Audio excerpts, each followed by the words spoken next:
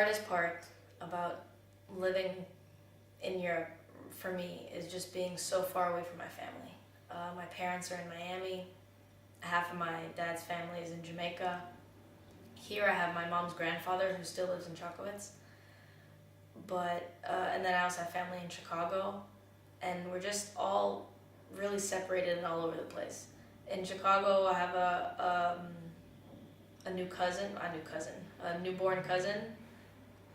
Seen him maybe twice, which she's obviously not going to remember. He's only 3 years old. And then in Jamaica, I also have a newborn cousin who's also almost 3 years old. And you know, missing out on those kind of family moments. And you know, my parents can go to Jamaica and see family, and I can't because I'm all the way over here.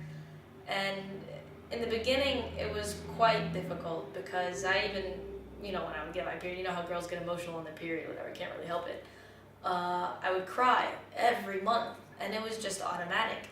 I got my period on my birthday 2 years ago, and I was just crying all day long, and it wouldn't stop. My mom would call me, and she would say, "Happy birthday!" And I'd start crying, "Mom, I don't know why I'm crying. I'm so sad." My uncle would call me, "Happy birthday!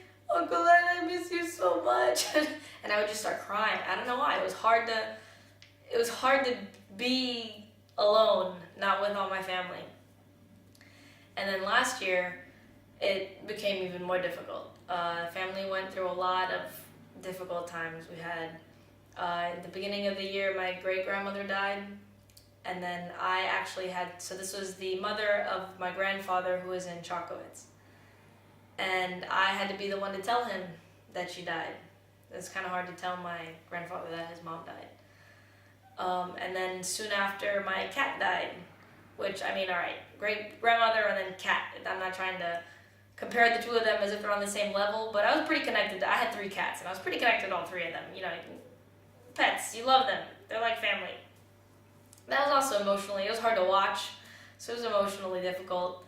And then very soon after that, my grandmother died. And so this all happened within months, starting from March to October. So my grandmother died in August, and that was probably the one that hit the hardest.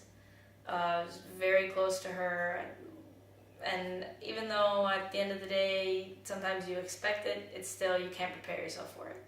It was hard for the whole family. All of us were a little bit surprised.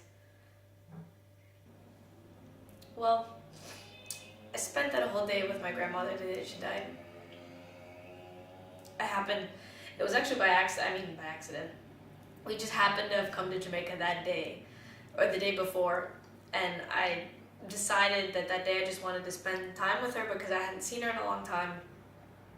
And both of us fell asleep. She was in the hospital already, both of us fell asleep. And when she woke up, she just wasn't feeling well, had trouble breathing, didn't want to eat, and things just kind of went downhill from there. All of us in the family, it almost felt as if she was waiting for us to get there because, like I said, all of us were very far apart. And then at that moment, we'd all come together. And yeah, I guess some would say that she was waiting for us. Some would say.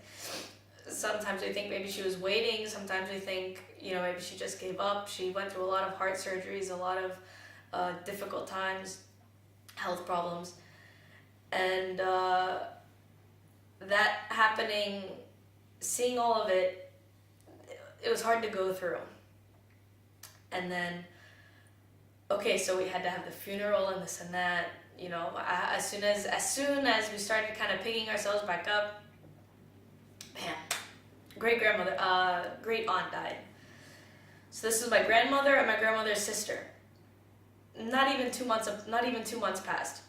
And by this time, I was already back in Europe, and I was just about to play a very important game against a very good team, which